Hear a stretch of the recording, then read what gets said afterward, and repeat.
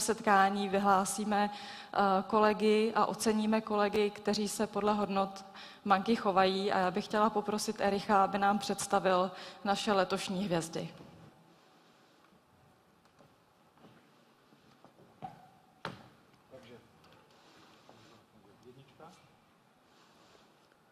Jedna? Dobrý, teď už jsem slyšet.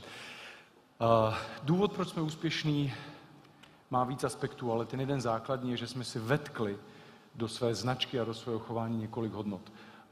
Elegantní jednoduchost, pravdivost a transparentnost.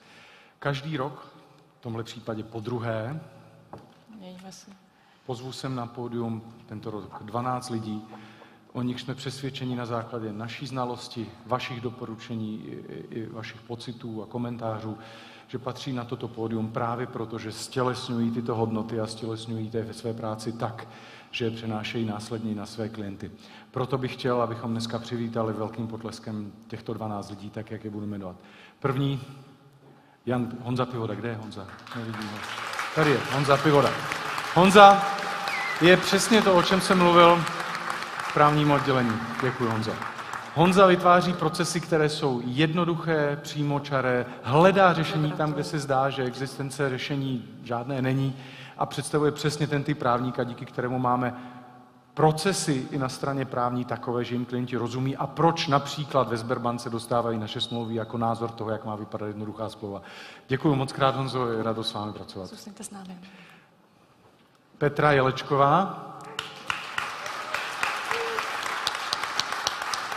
Vzhledem k velmi nízkému věku, Petro, děkuji moc krát, nízkému věku Petry se bráním použít termín maminka, ale je to maminka našeho sociálního komunikování, stará se o veškerou naši sociálně nolovou komunikaci jako majitelka. Nebojí se uchopit negativní reakce, které občas potkáváme a dokáže jí z nich, protože s klienty mluví tak, jak by mluvila se svými známými a ne s nějakými neznámými identitami tak, že si dokáže získat přízeň a vytěžit i z negativní situace ctí pozitivum pro banku. Skvělá práce, Petro, děkuji. Petra ví, že se často chodím k ní radit o tom, co vidím v komunikaci, protože já tomu nerozumím.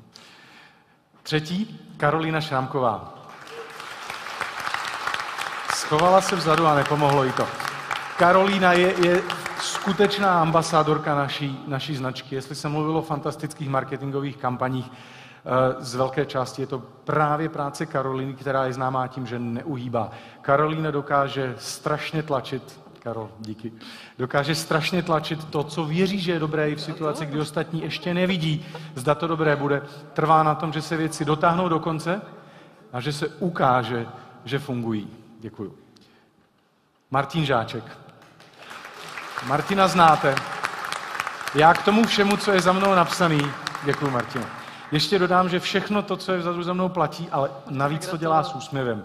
Martin komunikuje velmi otevřeně, jasně dokáže dobře zorganizovat složité procesy, kterými se musí jako specialista aplikační podpory zabývat a dokáže najít řešení tam, kde často se zablokujeme. Děkuju moc krát, Martin.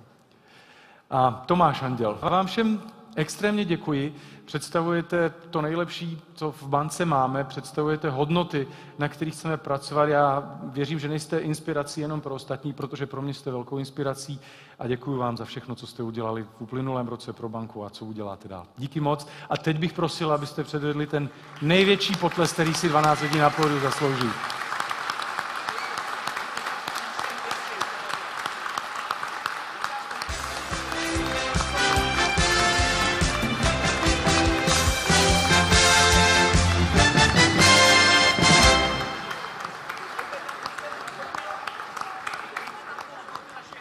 Prosím, zapněte to logo, které tam předtím bylo.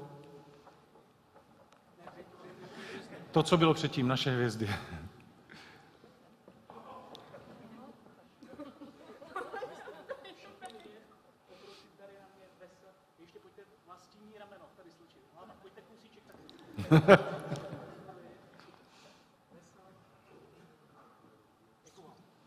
Díky. Ještě jednou na cestu potlesk. Děkuji moc krát.